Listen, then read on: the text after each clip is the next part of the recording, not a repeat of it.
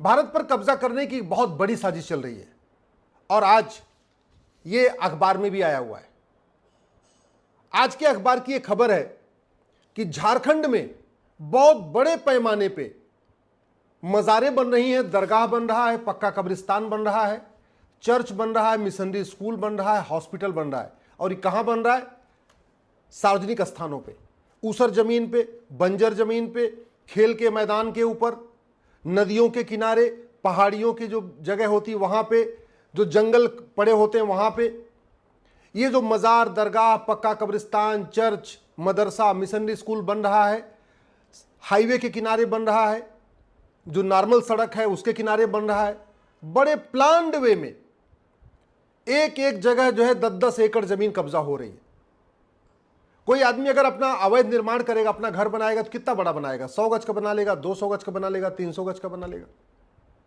घर बनाने में भी खतरा है कि कल को सरकार गिरा भी सकती है। लेकिन एक बार जब मजार बन गई, दरगाह बन गई, पक्का कब्रिस्तान बन गया, चर्च बन गया, मदरसा बन गया, मिशनरी स्कूल बन गया, हॉस्पिटल बन गया, फिर बुलडोजर चलाने की हिम्मत नहीं पड़ेगी। क्यों? क्योंकि फिर इंटरनेशनल खबर बन जाएगी। अगर मजार, दरगाह, पक्का कब्रिस्तान पे बुलडोजर चलाएंगे, मदरसे पे बुलडोजर चलाएंगे, तो पूरे अरब देशों में अल जजीरा उसको चलाएगा। अगर चर्च के ऊपर बुलडोजर चलाएंगे, मिशनरी स्कूल के ऊपर बुलडोजर चलाएंगे, मिशनरी हॉस्पिटल पे बुलडोजर चलाएंगे, तो बीबीसी पूरे अरब और यूरोप में, पूरे यूरोप में और अमेरिका में वहां बदनाम करेगा भारत को। इसलिए बड़े प्लान्ड वे में ये अवैध निर्माण शुरू हो चुका है। एक और भी कारण है, प्राइवेट घर बनाने में आदमी 100-200 गज जगह कब्जा कर पाएगा, लेकिन चर्च बना के 10-10 एकड़ जगह कब्जा हो रही है। मजार बना के, दरगाह बना के, पक्का कब्रिस्तान बना के 4-4 एकड़, 5-5 एकड़ जगह कब्जा हो रही है। और एक बार अगर मजार बन गई तो बड़ा घेरा बना लिया, बड़ी बाउंड्री बना लिया, बाद में उसमें अपना घर भी बन जाएगा। न मजार तो टूटेगा, न घर टूटेगा। केवल घर बनाए तो घर टूटने की संभावना भी रहेगी। इसी तरीके एक बार अगर बड़ा चर्च बना दिया तो बड़ी बाउंड्री घेर लिया, उसमें अपना घर भी बना लिया, न चर्च टूटेगा न घर टूटेगा। बड़ा हॉस्पिटल बना लिया, उसमें अपने घर भी बना लिया, न हॉस्पिटल टूटेगा न घर टूटेगा। और ये हो क्यों रहा है? क्योंकि हमारे देश में अवैध निर्माण करना गंभीर अपराध नहीं।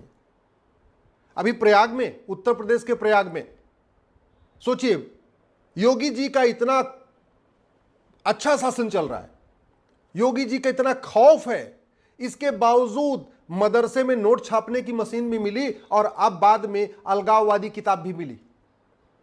पूरे भारत के मदरसों में, पूरे भारत के मिशनरी स्कूलों में केवल और केवल भारत को बर्बाद करने की पूरी प्लानिंग चल रही है। भारत के खिलाफ नफरत सिखाया जाता है, भारत के खिलाफ जातिवाद का जहर घोला जाता है, और सबसे बड़ी बात यह, धर्मांतरण का अड्डा बन चुका है। मदरसा धर्मांतरण का अड्डा है, मजार धर्मांतरण का अड्डा है, दरगाह धर्मांतरण का अड्डा है, मिशनरी स्कूल धर्मांतरण का अड्डा है, चर्च धर्मांतरण का अड्डा है। ले देख वहां हो क्या रहा है? केवल और केवल धर्मांतरण का कराया जा रहा है और भारत के खिलाफ जहर घोला जा रहा है। और हो क्यों रहा है? उसका दो कारण है। पहला, कठोर कानून नहीं है हमारे पास अवैध निर्माण के खिलाफ। दूसरा, विदेशों से फंडिंग हो रही है। अल्टीमेटली वो अवैध निर्माण करते हैं तभी उनको फंडिंग होती है। वो अवैध निर्माण करेंगे नहीं तो फंडिंग होगी नहीं। अब फायदा ये है, अवैध निर्माण करेंगे तो जो फंडिंग आएगी उसमें कुछ बचत भी हो जाएगी। भाई, खाड़ी देशों से मदरसा बनाने के लिए पैसा आ रहा है, दरगाह बनाने के लिए पैसा आ रहा है, पक्का कब्रिस्तान बनाने के लिए पैसा आ रहा है, हवाला के जरिए भी आ रहा है, एफसीआरए के जरिए भी आ रहा है और बैंक के जरिए भी आ रहा है। अब आता है 1 करोड़, 50 लाख रुपए का अपना मजार बना लिया, दरगाह बना लिया, पक्का कब्रिस्तान बना लिया, मदरसा बना लिया, 50 लाख रुपए की बचत हो गई। तो एक तरीके से भारत में बैठे बैठे कमाई का जरिया भी है। अवैध निर्माण भी हो रहा है। और रोक क्यों नहीं हो रही है? क्योंकि पहली बात तो हमने ना पुलिस की अकाउंटेबिलिटी और रिस्पॉन्सिबिलिटी तय किया है, ना हमने लेखपाल, कानूनगो, पेशकार, हवलदार, तहसीलदार का रिस्पॉन्सिबिलिटी, अकाउंटेबिलिटी तय किया है। हमने पुलिस चार्टर लागू ही नहीं किया जिसमें हमने ये लिखा हो कि भाई हवलदार का ये काम है, थानेदार का ये काम है, इंस्पेक्टर का ये काम है, ये 10 काम हवलदार को करना है, ये 10 काम थानेदार को करना है, ये 10 काम सब इंस्पेक्टर को करना है। हमने कहीं ऐसा पुलिस चार्टर बनाया नहीं। हमने कोई एडमिनिस्ट्रेटिव चार्टर बनाया नहीं जिसमें लिखा हो कि लेखपाल को ये 10 काम करना है, पेशकार को ये 10 काम करना है, कानूनगो को ये 10 काम करना है, तहसीलदार को ये 10 काम करना है, एसडीएम को ये 10 काम करना है। हमने जो है एडमिनिस्ट्रेटिव चार्टर भी नहीं बनाया। हमने सिटीजन चार्टर भी नहीं बनाया, हमने लेजिस्लेटिव चार्टर भी नहीं बनाया कि पार्षद को ये 10 काम करना है, प्रधान को ये 10 काम करना है। कोई भी अवैध निर्माण होगा तुरंत पार्षद या प्रधान अपने एसडीएम को बताएगा, एडीएम को बताएगा, थानेदार को बताएगा, फिर थानेदार ये कार्रवाई करेगा। ऐसा हमने कुछ लिखा ही नहीं है। तो किसी की रिस्पॉन्सिबिलिटी नहीं है। अवैध निर्माण होता जा रहा है, पार्षद के सामने अवैध निर्माण हो रहा है, प्रधान के सामने अवैध निर्माण हो रहा है, विधायक को भी पता है अवैध निर्माण हो रहा है, सांसद को भी पता है अवैध निर्माण।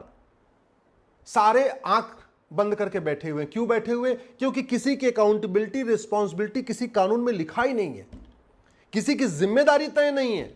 अवैध निर्माण करने के लिए होने के लिए कोई जिम्मेदार नहीं है।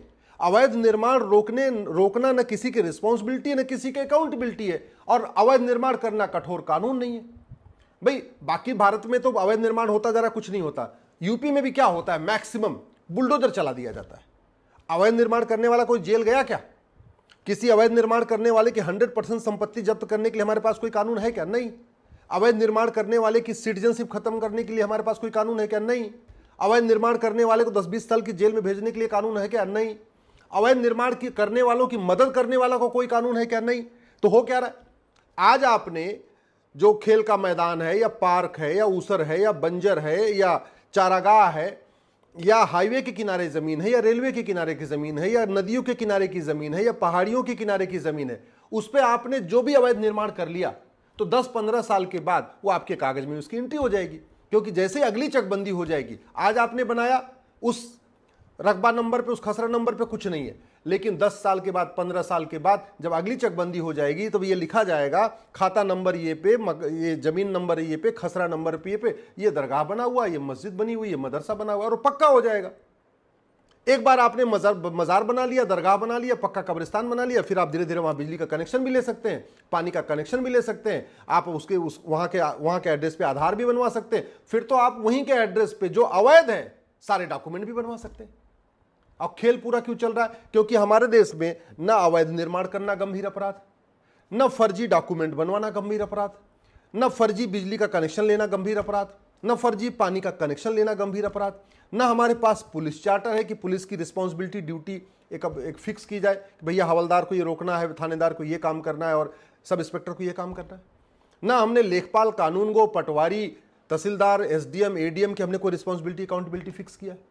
पार्षद, प्रधान केवल लूटने खाने में मस्त हैं, डिवाइड एंड रूल में मस्त हैं, सुबह से लेकर शाम तक नोट और वोट की चिंता करते हैं। उनको भी इस बात की चिंता नहीं कि उनके क्षेत्र में कितना अवैध निर्माण हो रहा है, और अवैध निर्माण अगर रोकते भी हैं तो पैसा आ जाता है।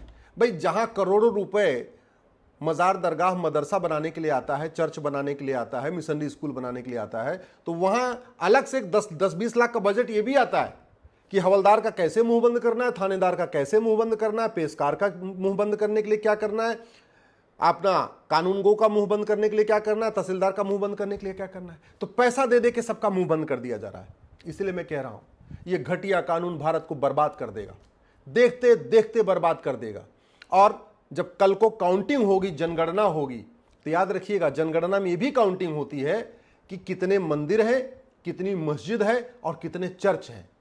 अगली जनगणना में ये पता चलेगा कि भारत में मंदिर कम है, चर्च ज्यादा है और मस्जिद ज्यादा है। मैं आपको गारंटी के साथ कहता हूं, जिस तरीके से अवैध रूप से मजार बन रही है, दरगाह बन रही है और आपका चर्च बन रहा है, मस्जिद बन रही है, अगली जनगणना में मंदिर से ज्यादा भारत में चर्च पाए जाएंगे, मंदिर से ज्यादा भारत में आपके मस्जिदें मिलेंगी। और फिर जब ये मिल गया, फिर तो आप इंटरनेशनली कह सकते हो कि देखो भैया भारत हिंदू राष्ट्र कैसे हो सकता है, भारत में तो मंदिर से ज्यादा चर्च है, भारत में हिंदू से ज्यादा, मंदिर से ज्यादा तो जो है आपकी मस्जिद है, तो आप हिंदू राष्ट्र कैसे बना लोगे? हिंदू राष्ट्र तो छोड़िए, भारत बहुत बड़ी बर्बादी की तरफ जा रहा है। क्यों? क्योंकि हमने घटिया कानूनों को बदला ही नहीं है। फंडिंग को हमने, अवैध जो फंडिंग आ रही है उसके खिलाफ कठोर कानून नहीं बनाया, अवैध निर्माण के खिलाफ कठोर कानून नहीं बनाया। हमने यूनिफॉर्म बैंकिंग कोड आज तक लागू नहीं किया, यूनिफॉर्म पुलिस कोड आज तक लागू नहीं किया, यूनिफॉर्म जुडिशियल कोड आज तक लागू नहीं किया, यूनिफॉर्म एडमिनिस्ट्रेटिव कोड लागू नहीं किया, हमने सिटीजन चार्टर लागू नहीं किया, पुलिस चार्टर लागू नहीं किया, जुडिशियल चार्टर लागू नहीं किया। भारत में जो अवैध निर्माण चल रहे हैं इसको हमने गंभीर अपराध घोषित नहीं किया। और सबसे बड़ी बात, मजार, दरगाह और पक्का कब्रिस्तान बनाना हराम है। पूरे पूरे खाड़ी देशों में एक भी मजार नहीं, एक भी दरगाह नहीं, एक भी पक्का कब्रिस्तान नहीं, और यहां हर किलोमीटर के ऊपर मजार, दरगाह, पक्का कब्रिस्तान बन रहा है। जानते हैं क्यों?